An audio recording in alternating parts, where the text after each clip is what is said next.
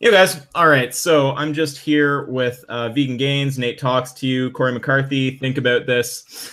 We're also going to get Seth the Programmer on here in a few minutes. He's just, I think, ordered some probably non-vegan food and waiting. So, he'll pop in here. Then later, I'll have a few patrons on, and they can, ask some questions if they want to.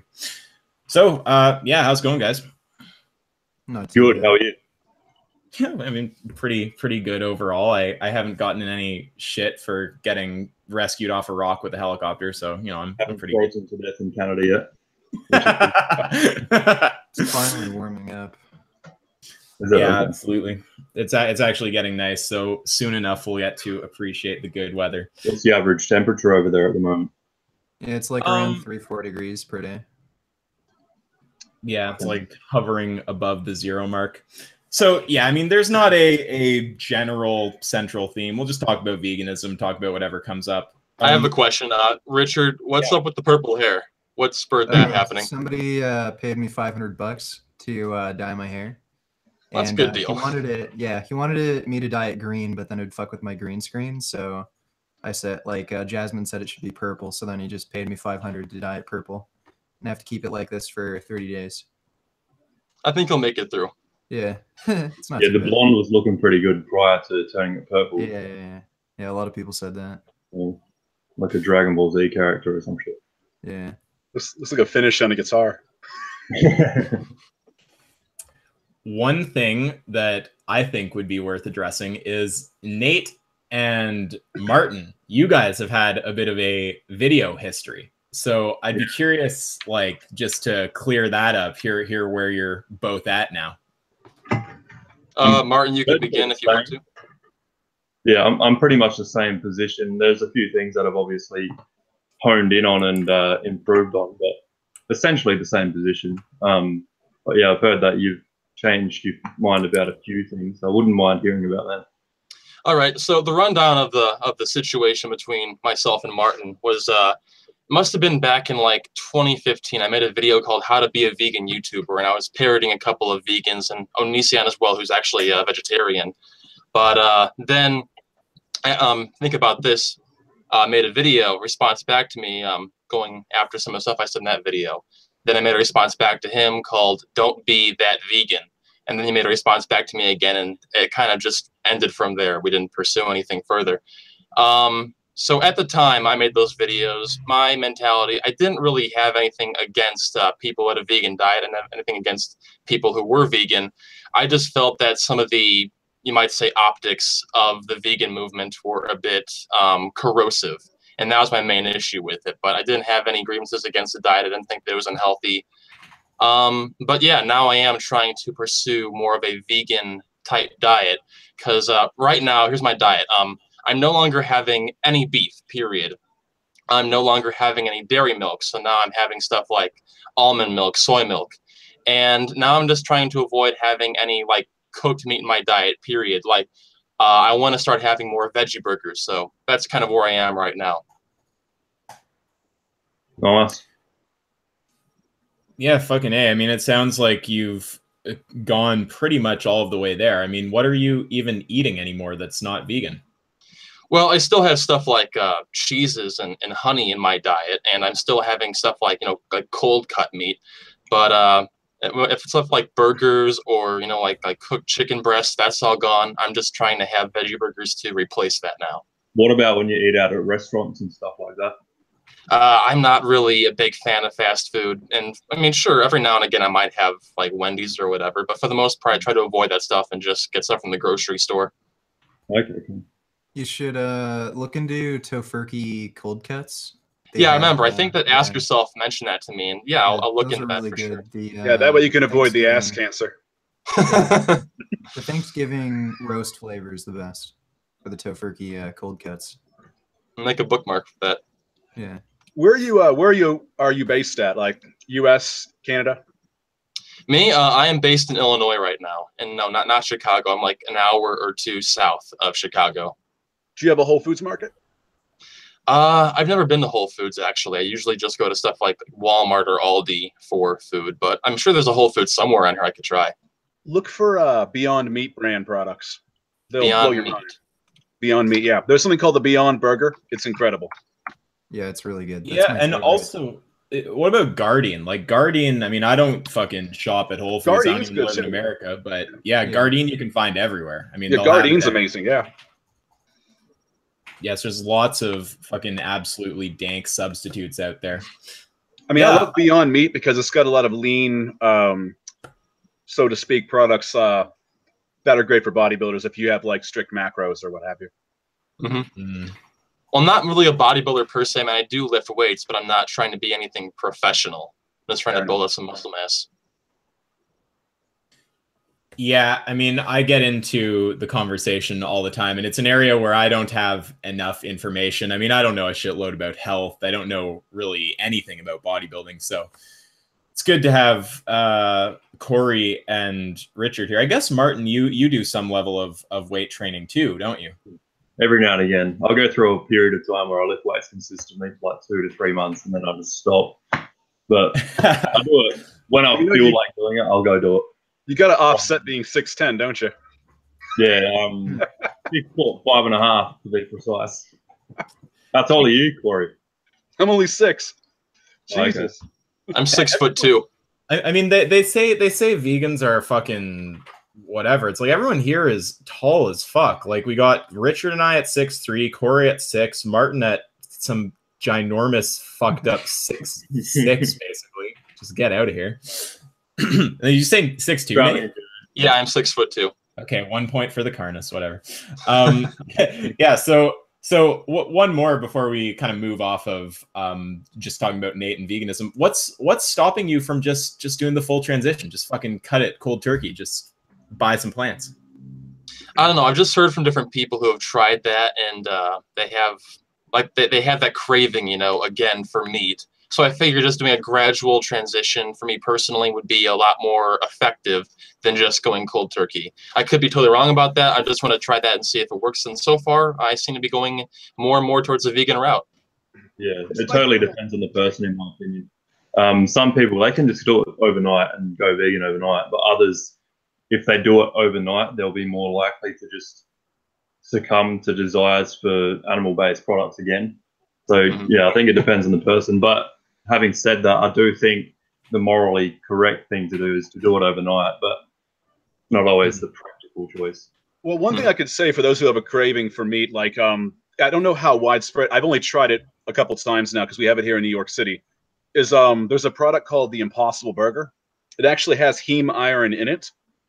They've derived from a plant source. So see, unlike the Beyond Burger, which uses beet juice, this actually has a synthetic heme iron in it, derived from plants, and it's actually scary realistic to real beef. Doesn't it look like it's bleeding? It fucking look well. I mean, it's got that red tinge to it. I mean, yeah, it's. I've had it ordered from Bear Burger. They cooked it up, so I can't find it in a store, but apparently you'll eventually be able to buy it like you would ground beef and by weight. Yeah, the products are getting fucking intense. I mean, I've made this point a lot of times, but there are just so many roles to be filled in the actual vegan movement. I mean, when people think doing something for veganism, what comes to their mind is it being an activist in one way or another, but there's a lot to do. I mean, obviously you need activists, people out on the street or on social media promoting veganism. You need people designing products. You need people just showing numbers and showing up at rallies and stuff. You need, obviously, some people actually doing like intellectual work, like, you know, clarifying ideas, breaking down concepts. Because the thing is, the people doing the activism, most of those people don't also want to have to do a ton of like intellectual labor on the side. They'd rather get, it's useful for them to have people who are doing the kind of idea work, and then they can take the ideas and use the ideas for their activism. We also just need people normalizing veganism. So, you know, whenever you have someone who has a YouTube channel, just being like, you know, whether they're doing bodybuilding, whether they're doing, you know, some sport, DJing, whatever their thing is, simultaneously being vegan while doing that is just another data point for everyone out there of this is normal. We need people running restaurants. I could just go on and on and on. There's so much to be done. My issue with the activism side of things, and there's nothing wrong with activism per se, and this is something you and I are going to address in our collab, is the fucking intersectional SJWs that have taken over activism and I think injected a cancer into veganism. They co-opted the movement and have made it about everything. Yeah, I think we've got a complete echo chamber here because I don't think there's anyone in here who supports that shit. Hmm. You know someone who does we could bring in here, maybe? Rational thought, too.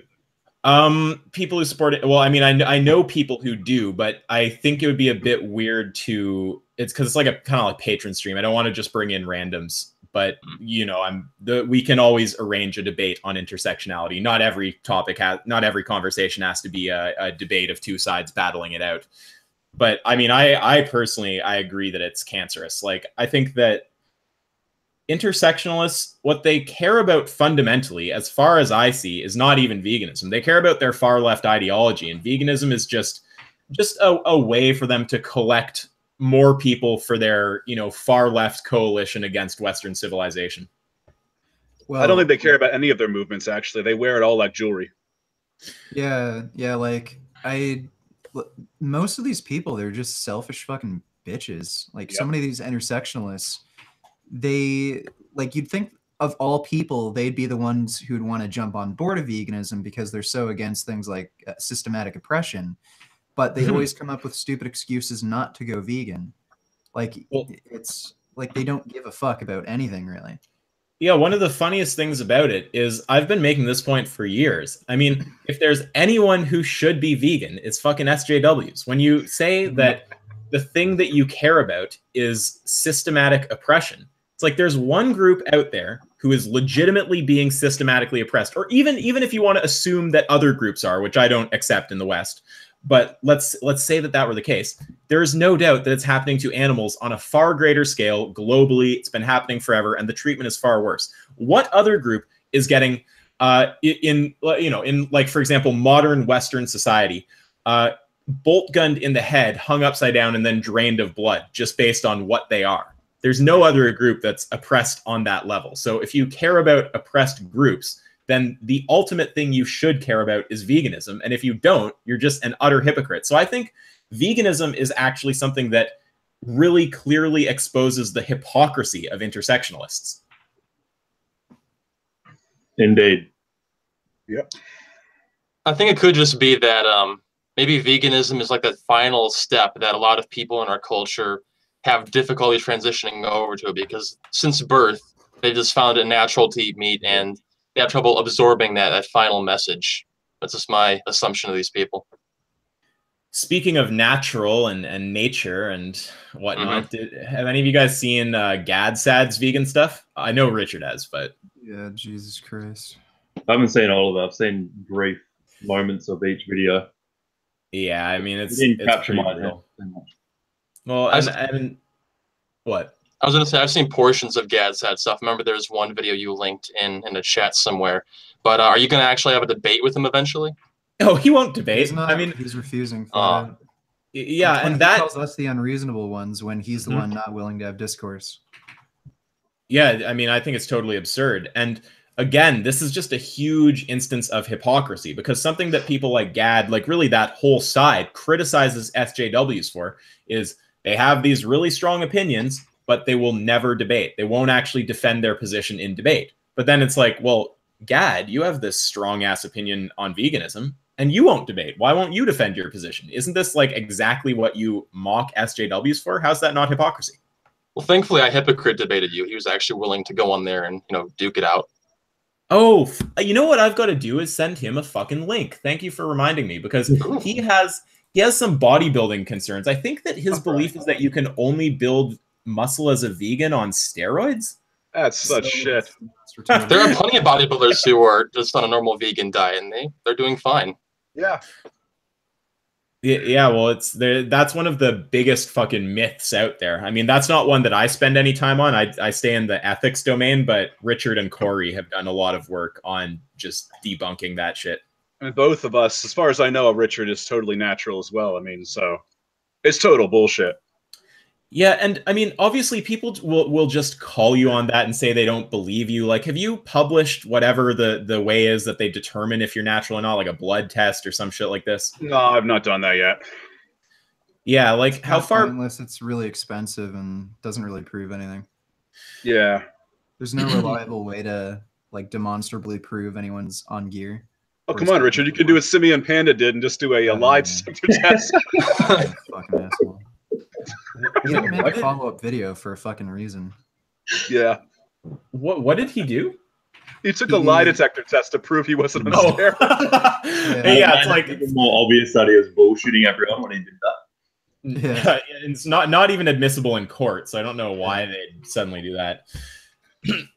And then slight topic shift. You're working on a gun video, Richard? Yeah. I've almost finished it. I've got the whole timeline laid out. Markiplier made a retarded video about like a week or two ago saying that we should ban assault weapons or assault rifles in particular. So I guess he thinks submachine guns are perfectly fine. It was just totally retarded, made from absolute ignorance, and he's just virtue signaling. He didn't spend any time researching the topic. So. Yeah, I'll give my basic opinion in 2 seconds. I just noticed Seth has jumped in. What's up, Seth? Hola. Sorry about that. There we go. Yeah, man, no worries at all. It's all good. Yeah, as far as the gun stuff goes, like, I don't personally know a whole lot about guns. My basic position is that people have a right to a force equalizer. It's not fair to tell smaller people, to tell women, for example, that they don't have a right to self-defense and they have to wait on the police to show up. They need an actual effective deterrent, and they have a right to protect themselves. And I would... Sorry. Yeah, go ahead. Here's the fucking thing, too. A lot of people say, well, just let the police handle it. Well, there's the first problem that they can't be there instantly. They're not magic wizards. Secondly, the police are often completely fucking incompetent. With the recent Parkland shooting, there was an armed police officer at the school during the shooting, and the guy wouldn't go into the school and face the gunman. And then 4 other police officers showed up on the scene while the gunman was still in the school. They didn't do anything. They were just waiting for the shooter to shoot up the school and leave. And don't forget, the FBI actually knew about it apparently ahead of time, too. They were given warning. There was so much evidence to back it up, Yeah, so the police, the police are totally fucking incompetent. Like, the people who are paid that, for our to, make sure they shoot the gunmans and keep us safe, they're completely fucking incompetent. So why should we leave our personal safety and security to the police when they can't do their fucking job? Not to mention, on average, in the U.S., it takes 9 minutes for police to respond to an emergency call. In the U.K., it's 15.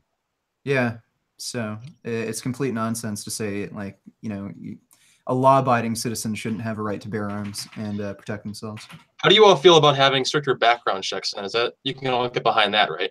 A what? Stricter background checks for people. Well, I mean, I don't know how stricter. I don't know how strict it is currently, but I'm all for putting whatever check is necessary to make sure crazy people don't get weapons. And just that seems reasonable enough. Just to finish off, I think so. To finish off my basic opinion on it, I don't know enough about guns to look. I think we can all agree. We have a bunch of pro-gun people here. I don't know about Seth, but I think everyone else thinks that at least you deserve some basic right to have a firearm. I think we also will all agree at some point, whether it's anthrax or tanks or anti-air missiles or a nuke, if we have to go that far, that you should not have access to certain things. So there's obviously a spectrum there where at one end you have stuff that you're going to say, okay, yeah, people should have whatever it is, a handgun or a shotgun or something. And then at the other end, things that you can't have. So where exactly we draw that line and what the principle or principles are that we use to draw it, that I'm not sure about. But anyone who's saying get rid of all guns, that's crazy. So I'm kind of willing to be persuaded as to just quite where that line should be. I guess it depends on the degree of a threat a certain weapon can have. So, for example, a rocket launcher could destroy an entire building. So there's really no need for the average citizen to own something that powerful. In what situation, I'm not going to hunt anything with that. I know that we're all against hunting here, but just saying hypothetically, you're not going to hunt anything realistically with a rocket launcher. I agree. I mean, you could try, I guess, and then collect the scraps of its body and cook them. But I mean, I think that one principle that I would kind of propose that seems to make sense to me right now, someone can debunk it if they have a better idea. It seems like you should have a right to a force equalizer of minimum force necessary to actually protect yourself reasonably well. So if you can say that weapon right there is completely excessive. There's no need for any of the situations you'd have to defend yourself in at home or even concealed carry in the street. There is just no reason you'd have to have, like, you know, a rocket launcher. That seems like a pretty What about a flamethrower? I definitely don't think people should have access to flamethrowers. That sounds insane to me. I mean, Axe body spray in the lighter. That's a flamethrower. There it is. Yeah, pretty limited flamethrower. You can't take that into Vietnam, and you know. Well, you can fill a super soaker full of gasoline. I've seen people do that. So I don't know if it's like, you know, some things it's just not sensible to ban them just because, like, it's so easy to just make them or have something similar. Yeah, I mean, there are sometimes pragmatic arguments. I hear that too. I mean, I think that the kind of ban all guns camp, I don't know where exactly they're coming from, because it seems, okay, the main argument seems to be something like, as long as these are on the street, we're just going to have more death. So if there's more death, you should get rid of the thing. But yet they don't actually apply that same logic in other contexts. I mean, there's other things like a car. I know people hate that analogy, but I don't see what's wrong with it. Yeah, meat, dairy, eggs, processed sugar. Yeah. Well, yeah, I mean, those I am against meat and dairy, obviously for other reasons. But with a car, it's like we accept that to the degree that we let people own cars, and to the degree that we raise the speed limit, and to the degree that we set a limit on what the safety standards should be, and just all these things, we set a certain threshold of death that we're willing to accept. We don't say you have to bring it down to absolute zero. So I kind of feel the same about guns. It's like people have a right to self-defense, and if that comes at the cost of some lives, then, you know, I personally am fine with that. I think that people should have a right to defend themselves. They should ban Islam in Europe. I'm not for banning religion. That's somewhere we diverge. Now, regarding the car analogy there, this is a little caveat before I begin this. I am in favor of people owning firearms, but I don't think that the car analogy really works the same way, because, I mean, you can survive in our society without owning a gun. On the other hand, I mean, you really need a car to get around in modern day society. You need a car to go to work, to go to school, to go to the hospital, go to the grocery store, where a lot of that would not be viable if you just have to go walking everywhere. I guess a bike could work in some situations, but not all the time if you live very far away. So that's the one difference I have with that. I'd push back in. Okay, one sec. I'd push back in two ways on that. One is that most car use, I don't think, comes from necessity. And the other pushback I'd have on that is, if we want to take cars off the table, I can find other things that you're going to say should be legal and still cause death, like alcohol. Well, let me just give one example here. My father, his place of work is about an hour drive away from where we currently live. So using a bicycle or a horse and buggy, that's not really realistic in modern society for a person like him. Now, there are some people who live very close by and they're very lucky and they could use a bike, but not everybody has that privilege. What were you going to say also there, Richard? Yeah, like I'd say, like, you could enforce some stupid law where you could reduce the speed limit to 30 or something. And there's other things that you'd say aren't necessary, but you wouldn't be in favor of banning them, like processed sugar. You know, processed sugar does cause, like, it does contribute to obesity. It does cause a certain amount of deaths per year. So should we ban processed sugar because it causes harm? Like, the gun control argument, it seems to only come from the standpoint of harm reduction and harm prevention, and it doesn't take into consideration personal rights and freedoms. Yes, that's how I feel personally right there. Okay, so I think now that we have Seth on here, I don't know if Seth is on a bit more of a time limit than us. It was a bit ambiguous there. So Seth, I'm curious, I mean, you've kind of been, as far as I can tell, sort of orbiting the vegan sphere a little bit lately. Oh, we've got iHypocrite here also. Okay. Hello. What's up, LP? Hey, guys. Hey. Yeah, so I'll talk to Seth first for a minute here. So I noticed Seth obviously orbiting the vegan sphere. I actually have seen Seth, frankly, destroy some people on veganism. where he actually, even though he's not a vegan, takes the pro-vegan position and just wallops people in his server. Or he went in and like one-man tanked JF's like entire Discord server. So what's the fucking deal, Seth? Let's get your opinion here. I think that my position in not being a vegan is just objectively like evil. Like my beliefs are just objectively evil. They should not be applied to society at all. Like, so are you a psychopath? I don't think I'm a psychopath, but I mean, when you boil it down, it becomes a little strange, I guess. It's funny because some people are just willing to bite the bullet on that. I mean, like some people will say, "Oh, like what? Like I've gotten this before. Why do you talk to Seth? He's not a vegan. He blah blah blah." It's like, bro, I'll talk to people who aren't vegan. I'll talk to far left people. I'll talk to far right people. I don't see how it does any good to just break communication with everybody.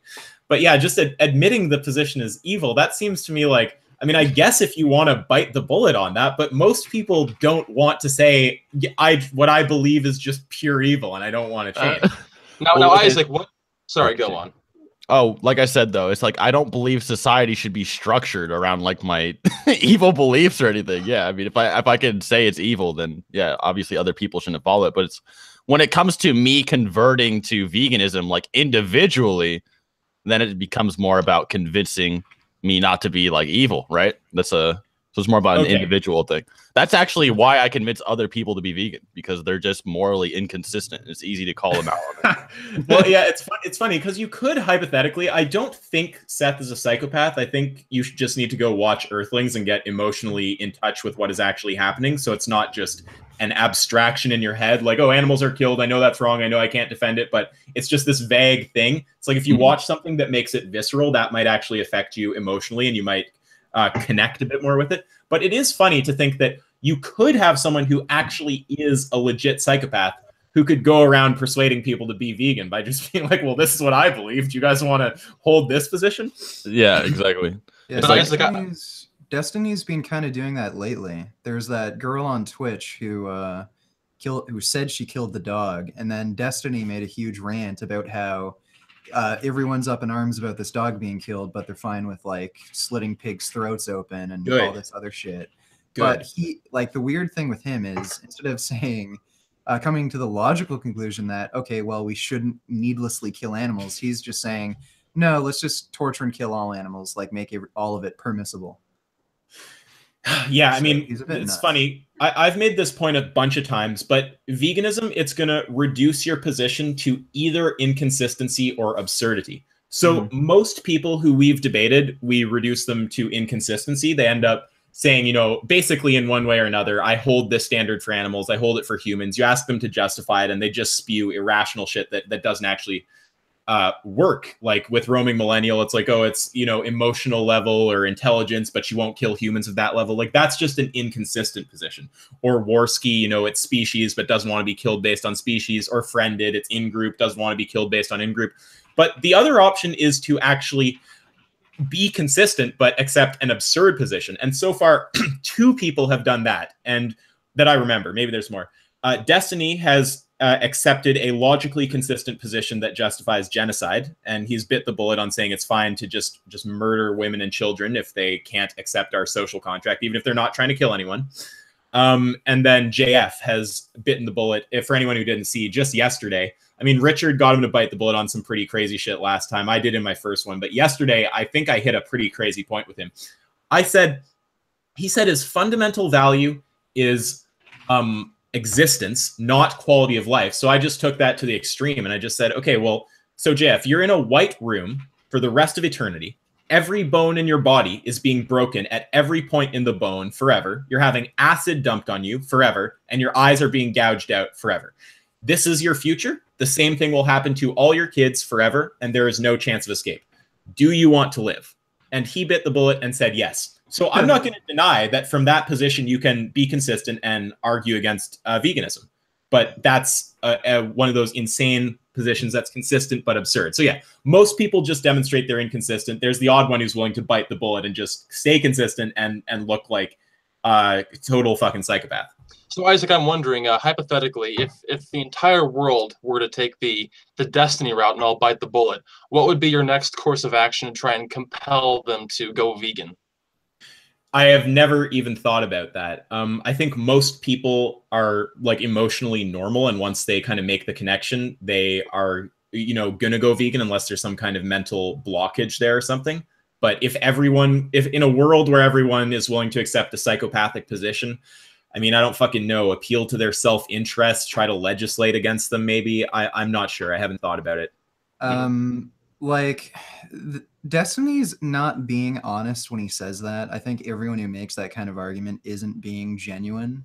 So to them, I just point out that like what they're suggesting just doesn't make any fucking sense. Like, there has to be a practical purpose to having things like a social contract and moral rules for a society. And if it's not going to follow along some sort of ideal of a society where we reduce like unnecessary suffering as much as reasonably possible, then why would you even have a social contract in the first place?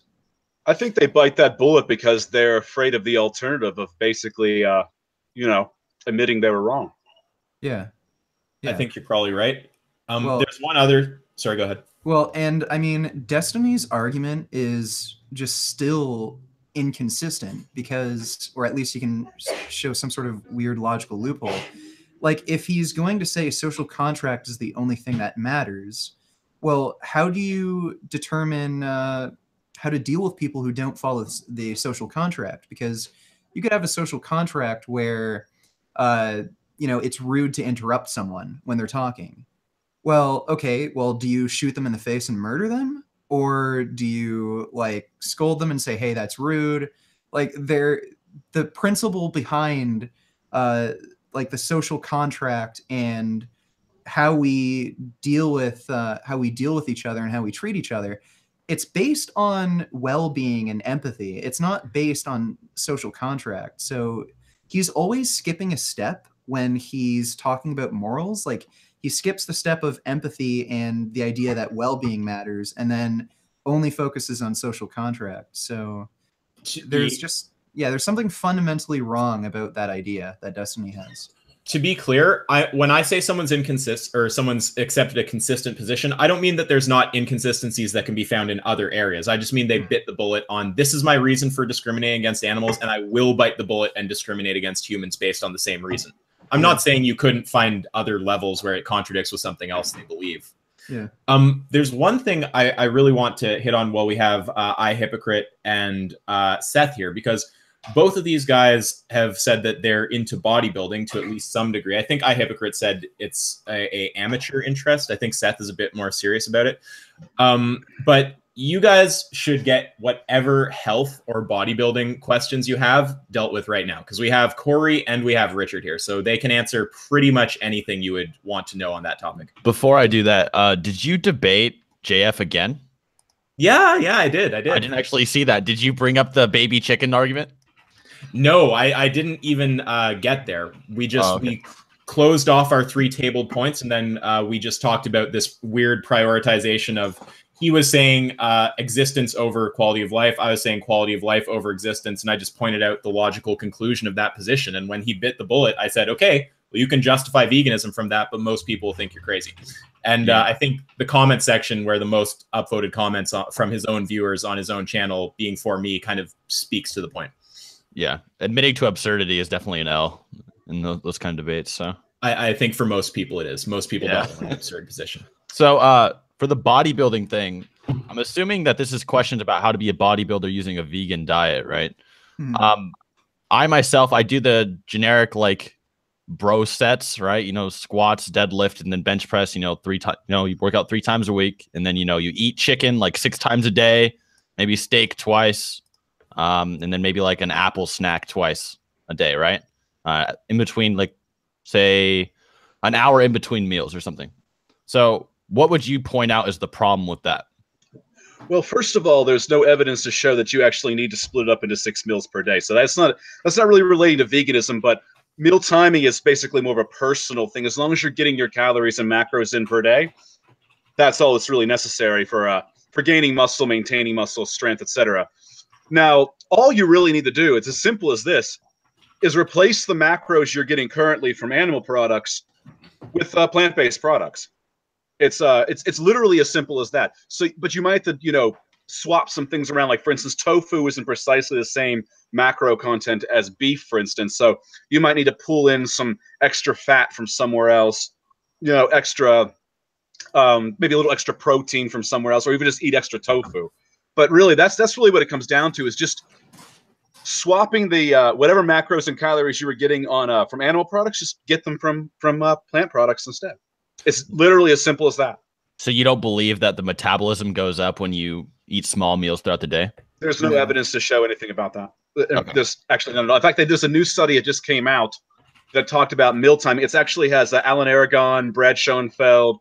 They were all involved, and I forgot who else was in the study. I don't think Eric Helms is in the study, but the study was just from this year. It showed that you don't need more than 1.6 grams of protein per kilogram. That source doesn't matter. So plant sources are equal to the animal sources, and meal timing was relatively unimportant. Don't you find it hard to eat like 200 grams of protein in like vegan diets, though? No, it's really I don't know. It seems like a lot of. That's what I'm getting per day right now. It's actually really simple. Yeah. What do you guys eat for that? Well, right, so yeah. Well, do you want to go, Cory? You can go ahead and go first. Okay. Well, in the morning I have oatmeal with some hemp protein and soy milk. And then afternoon, I'll have lentils with tofu. And then at night, I'll have lentils and maybe more tofu, or maybe just some like vegan mock meat or something like that. What the hell is a lentil? Like, forgive me. It's sort of like it's actually pronounced lentinol. Yeah, lentinol. No, it's lentil. That's a joke. It's just a joke from that no bullshit retard. So what's the protein per each one of those, or in a serving? I'd have to look. I think per tofu is 50 grams. Tofu is about 9 grams. If extra firm tofu, 9 grams per 8 ounces, roughly. Yeah. Oh, okay. So I think in a block of tofu, you get about 50 grams of protein. Yep. Yeah. Okay. So isn't that like, I'm trying to think. So like, for example, tilapia, what is the health, like problems with tilapia or eating that? I think tilapia is particularly bad for like mercury and some other metals. Well, wait, just 1 second here. Paging milk jar. Mercury is not bad if it comes from a fish. Yeah, it's that retard. So is mercury just super bad for you or something? I mean, I've never really. Yeah. It's toxic at high levels, and if you're consuming enough of it, your body will store it, and you can toxify from it. Yes. And to be clear, the reason there is so much of it in fish is bioaccumulation. Yeah. There's a lot of contaminants in fish, actually, and there's warnings put out about this. So consuming fish is that you're actually getting more contaminants than probably other forms of meat. Okay. So I'm assuming the problem with like chicken is that it's like has a lot of estrogen in it and stuff. Just weird. Contains phthalates as well. Yep. It's weird shit. So what about like steak? What's the big thing with steak?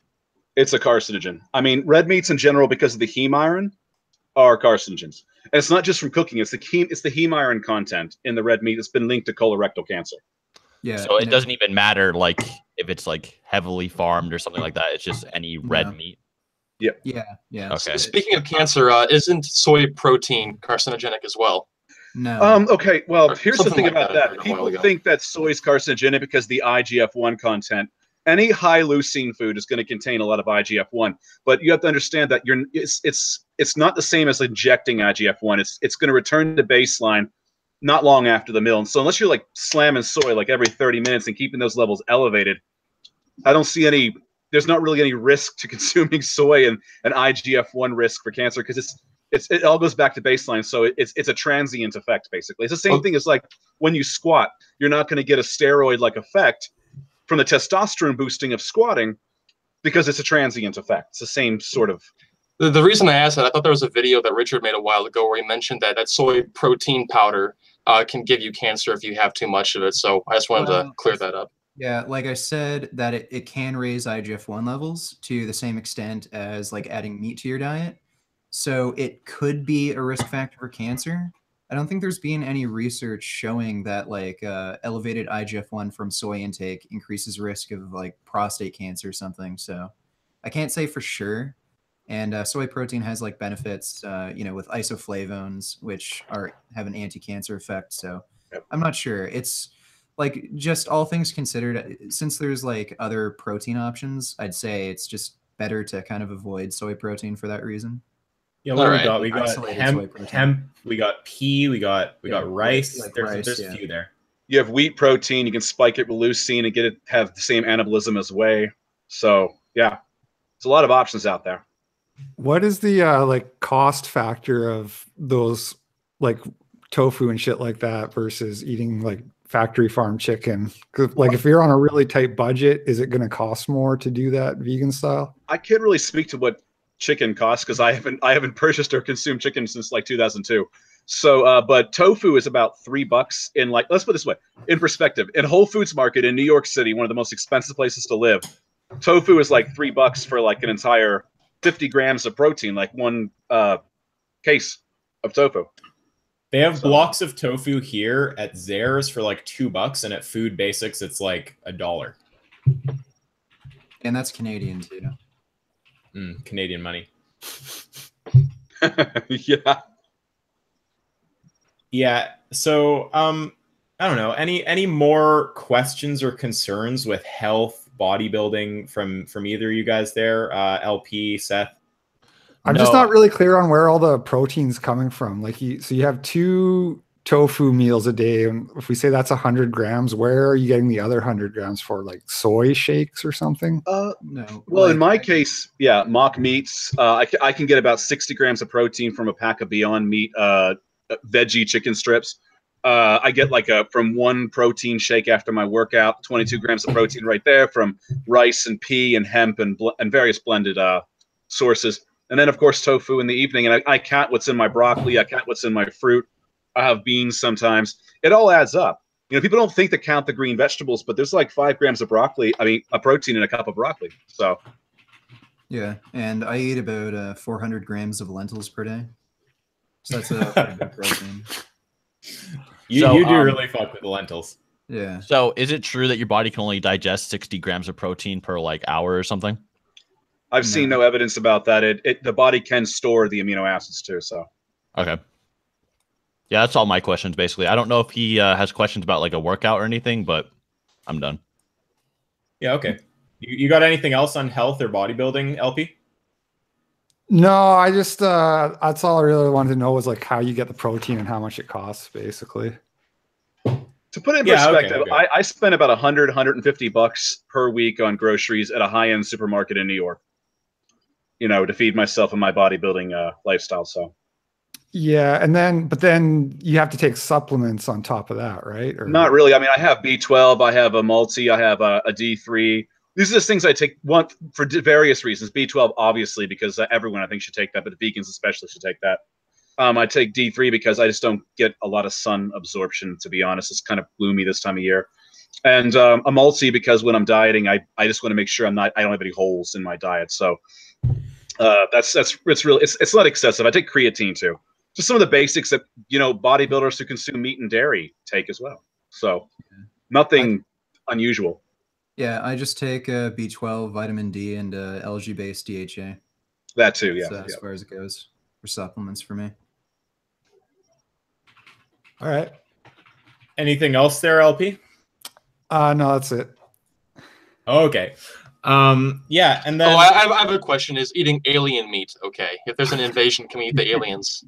Are they trying to kill us? If they're trying to kill us and you have to kill them anyway, it's probably fine. Or if they're not sentient. I mean, like, if that's the only food source available and there's a lot of dead aliens around, then I don't see the problem. You might want to be careful, though. Like, they might have weird viruses or bacteria that kill you. Exactly. Maybe they have acid blood. Who knows? Yeah, well, as JF would say, you know, the right genes that will be able to consume the alien meat will persist into the future. Yeah. Yeah, okay. And then one other thing I just want to touch on briefly. So how many of you guys have heard the term power scaling? No, never heard that.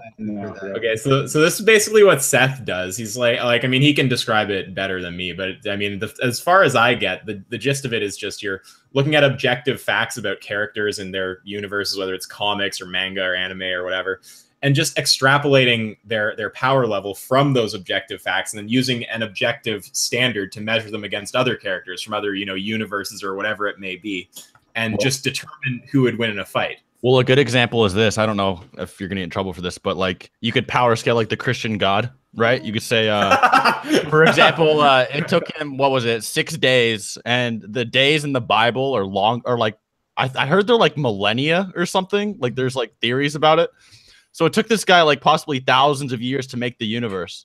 And characters from Dragon Ball like Beerus can destroy the universe in a single shot. So you could prove that characters from Dragon Ball could like literally kill the Christian God, like no difficulty. That's a good example. Yeah, it's honestly so hilarious. So the thing that has interested me about it, because I'm not deep into any kind of like superhero shit, not into super deep into anime or anything. I've watched a few good ones. If anyone wants great animes, I might get ripped on here, but Parasite, insanely good. Death Note, insanely good. Psycho Pass, also insanely good. Agreed. Okay, nice. Yeah, but the thing that's been of interest to me watching some of Seth's videos is the pushback you get is actually from people who literally don't value logic. They actually don't care about logic, and they think that applying logic to any kind of story and just looking at consistency is somehow a wrong move. Yeah, it's really crazy. It's like, I don't know, they view logic as like confrontation. So like if you say, hey, you interpreting it this way is just objectively wrong, they think you're like attacking them. I think that can really be applied to any group of people, like for example, a lot of leftists, they really feel personally assaulted if you ever bring up a fact or anything of the sort. And it's really strong with the anime community because I'm going to be honest, a lot of them are beta males. So it's pretty damn powerful there.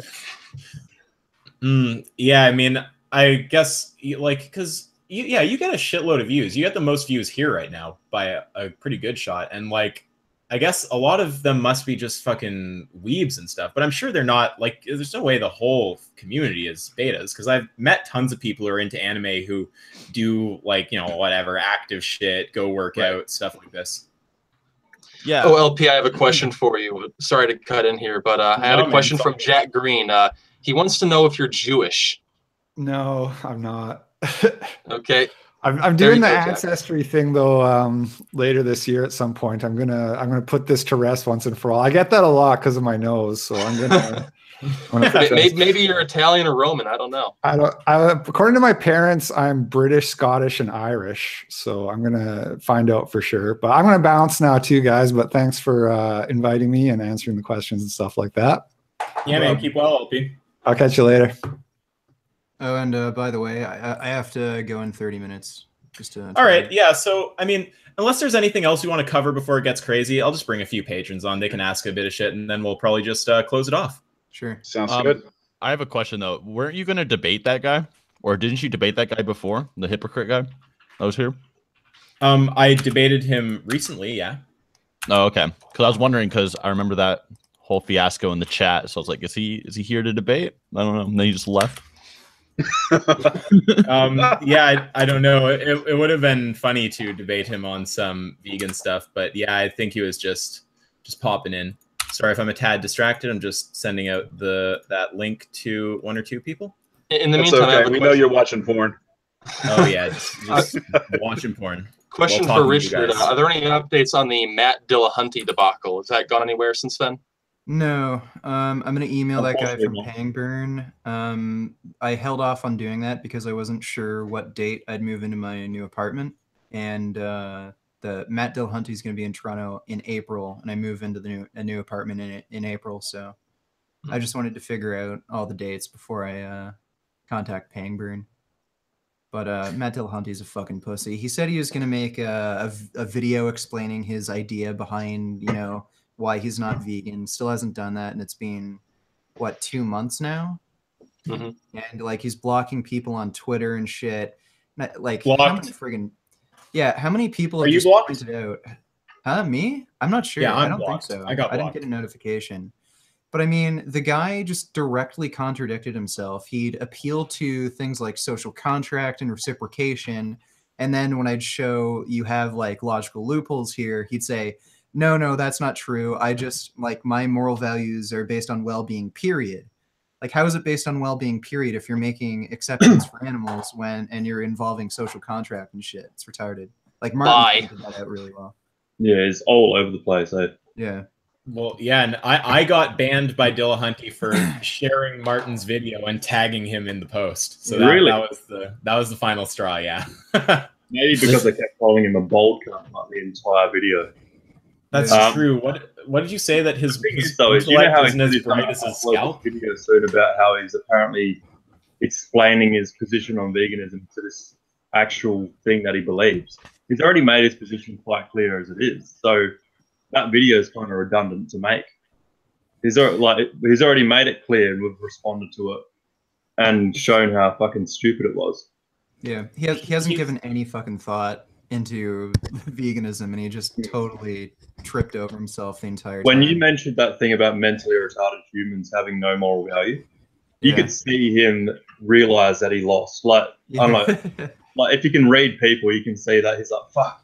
And then he just said that thing about categorical reciprocation, individual reciprocation. I was like, that's the biggest cop out ever. And all of those little positions that he created as the video went on, he should have stated those at the start. Why the fuck would you lead someone down this massive road and then at the end just go, no, but this, and this. And it's like, mate, you should have said that when we started so I could actually understand what you're getting at. Yeah, and then when I asked him questions about his position, he called me a dishonest liar and shit. Which is assuming your motives. Like, does he talk bad about vegans in general?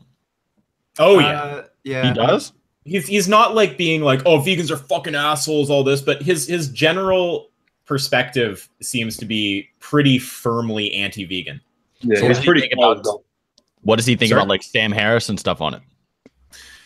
I don't know what he said. Richard tried to say something about Sam Harris thinks we should value conscious creatures, and Matt tried to say that he said it about thinking creatures, which is not what Sam Harris said. Yeah. And then he said that I, Matt Dillahunty, am not beholden to whatever Sam Harris said. So he implied some level of disagreement there. I'm not really sure. I don't know.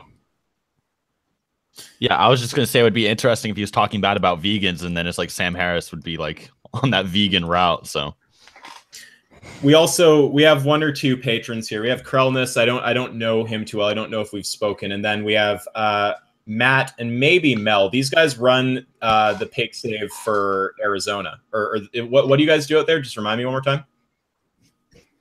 It's animal save general, but we yes. we do vigils for cows mostly.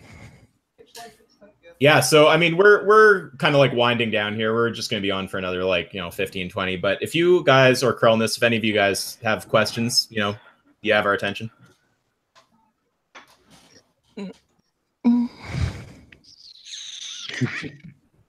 No worries. I just wanted to mention about Matt Dillahunty one more time. It's disappointing because I think that Matt Dillahunty does a very good job at debunking people like creationists and theists in general. So it's not seeing people who can be so smart on one topic, then when it comes to a topic like veganism, they just fall off the edge. The thing is, probably because people like Matt are so used to being right all the time. It's normalized to him.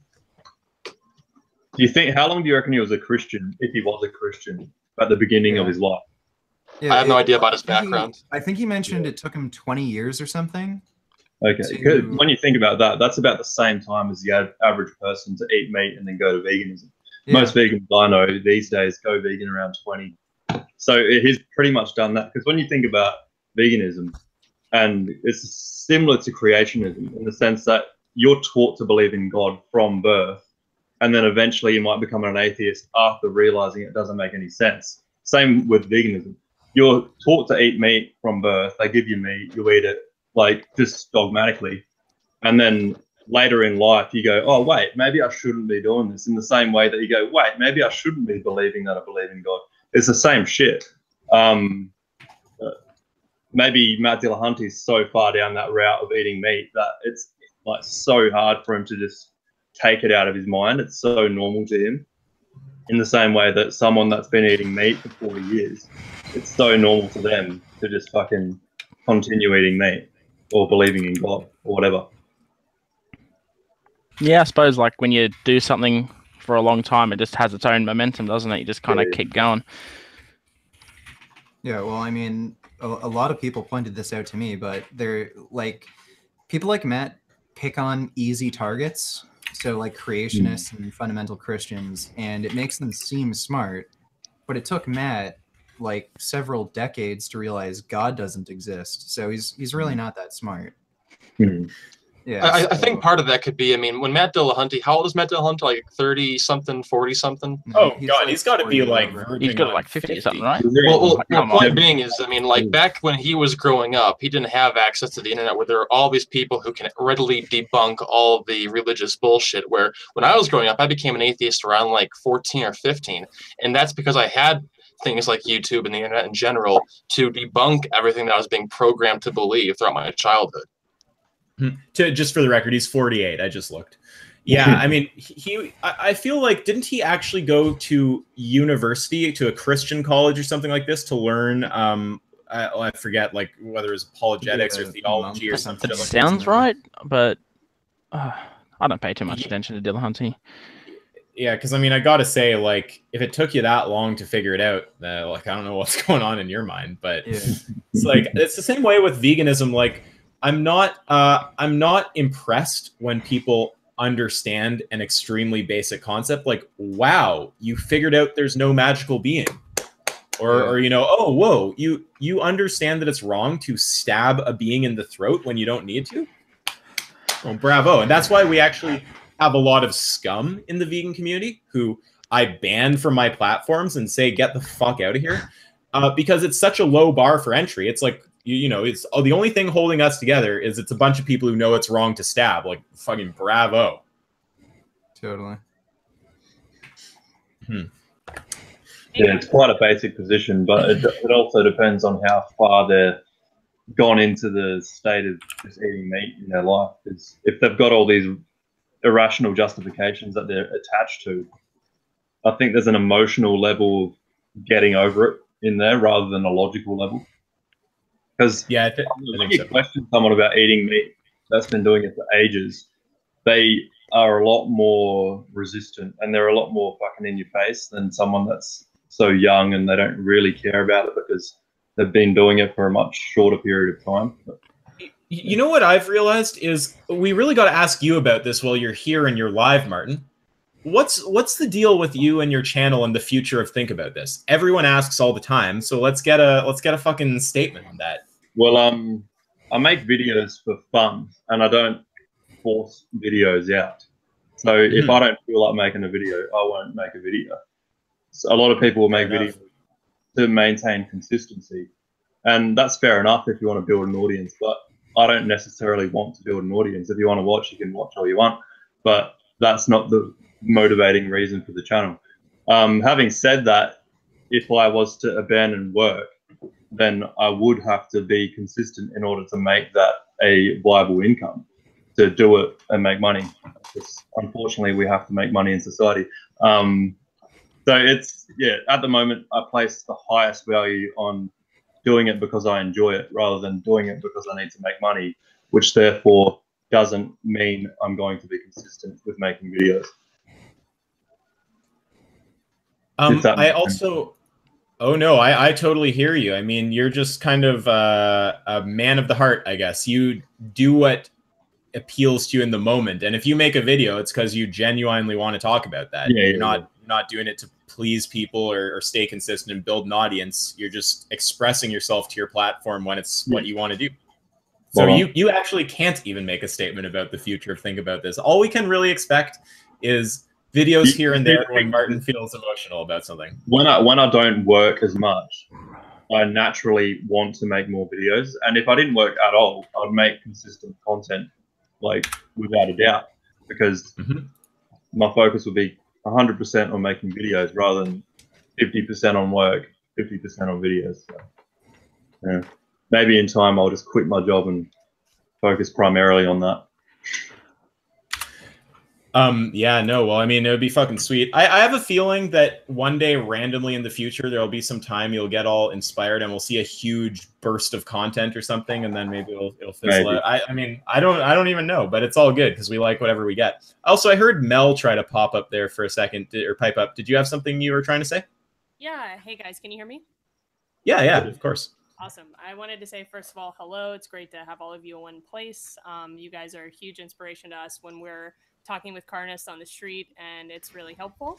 But I also wanted to ask and say, are you still going to do your Change My Mind piece? I saw that recently, and I'm really stoked on it. Of course we are. We're just in Canada. It's cold right now. We're just waiting for warm weather. Yeah. Cold schmold by Isaac, and we're gonna do that. Awesome. I'm so fucking tired of that Crowder asshole. I see his videos pop up all the time, and I'm like, God, he is a beta male. He talks about beta males, and I'm like, he's a fucking beta male. What's up, Alexis? I see that we've got you here too. Hello. Hello. Are you an anime girl? Into anime. So we're probably just gonna do another like 10 minutes. What do you have left, Richard? No, I've not been watching them. Okay, yeah, we'll be here for just a bit longer. Do you have anything in particular, or are you just popping in? I'm just popping in. Okay, all right. Well, if you feel inspired to ask anything, go right ahead.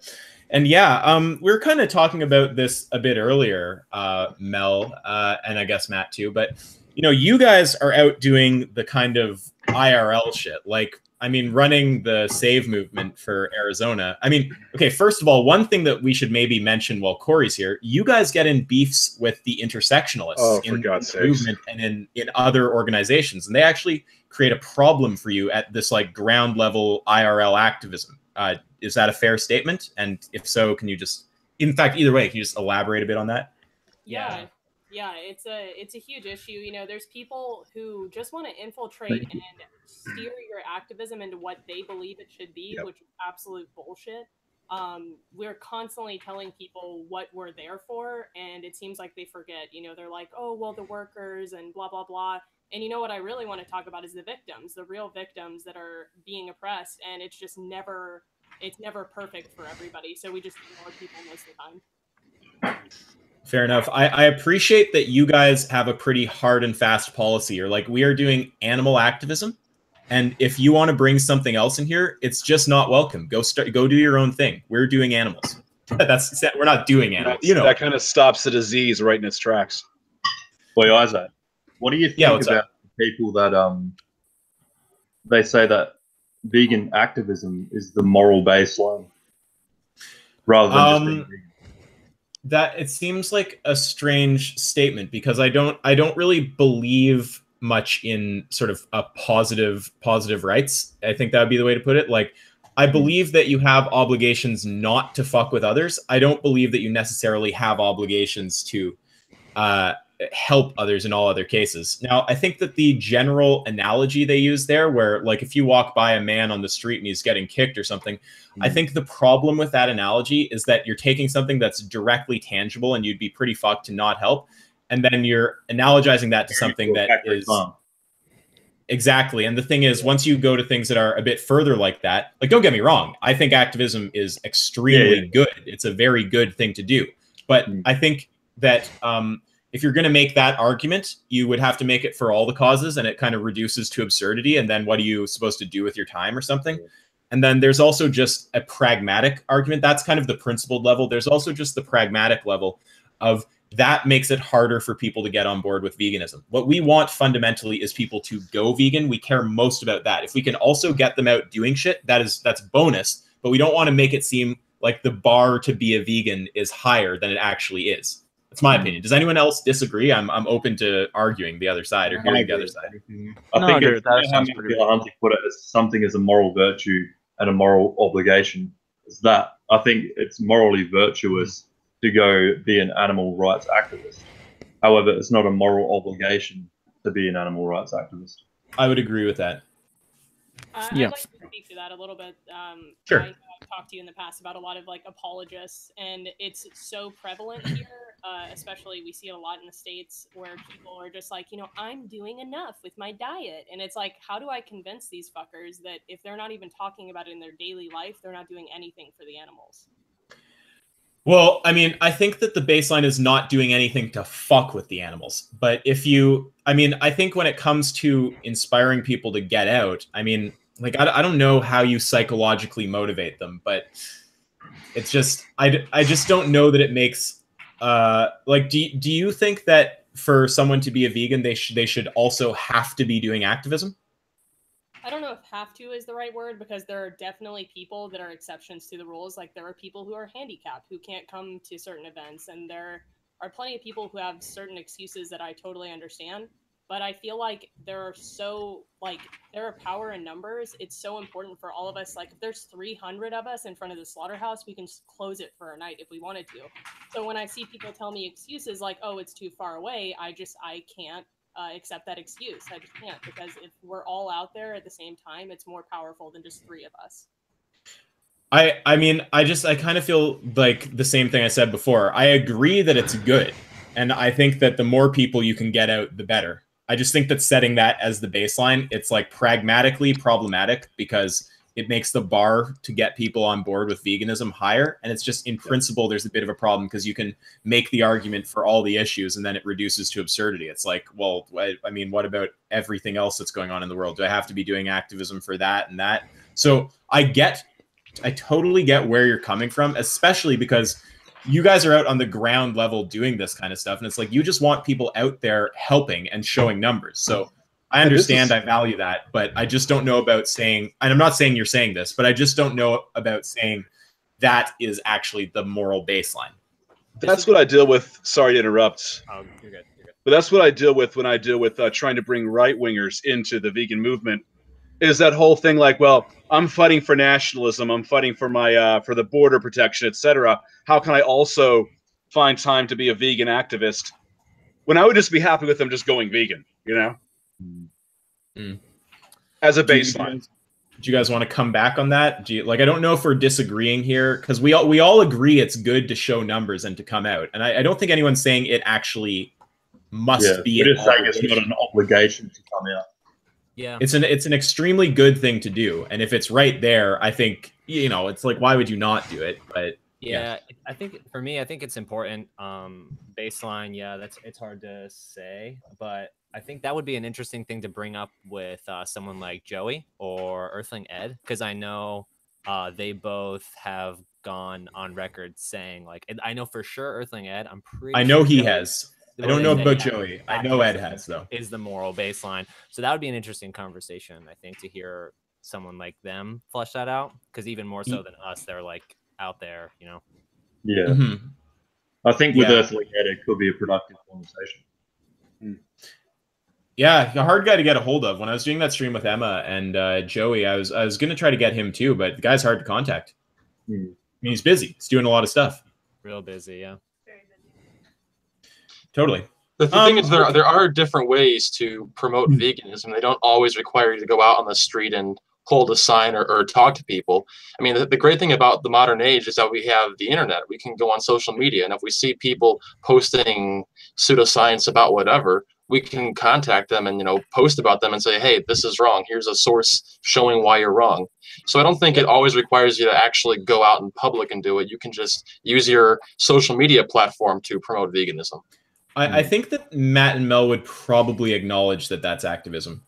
I agree with you, Nate. I don't know if they would even disagree with that. Speaking from more of a niche, I know one thing that I do is wear a vegan tank top to the gym. That always draws stares and asks and brings it prompts questions and opens dialogue, and it does change some minds on what a vegan can do. Man, I think that it's easy to understate how important that is. Like, if you're some fucking jacked dude, please just wear some vegan shit to break the stereotype. So people are like, oh, okay, that is totally just some random delusion I have in my head. You can totally be very fit and be vegan. Yeah, like 90% of my shirts are all like pro-vegan shirts. Oh, I've noticed. Yeah. I need to get some more. Speaking of which, Richard, I think Jasmine sent me shirts that someone had designed after our debates, and they have aliens on them, and it says "Circle of Life" or something. Yeah, that's so funny. I love those. All right, guys. Well, unless there's anything else we want to touch on, I'm thinking wind down time. Sounds good. Yeah. Okay, so in closing, fuck intersectionalists. Everyone should have a basic right to a gun. Please don't deny logic and accept power scaling. Do activism if you can, and have a good night. Good talking to you guys. See you later. Okay. Sounds great. Yeah, Thanks. keep going.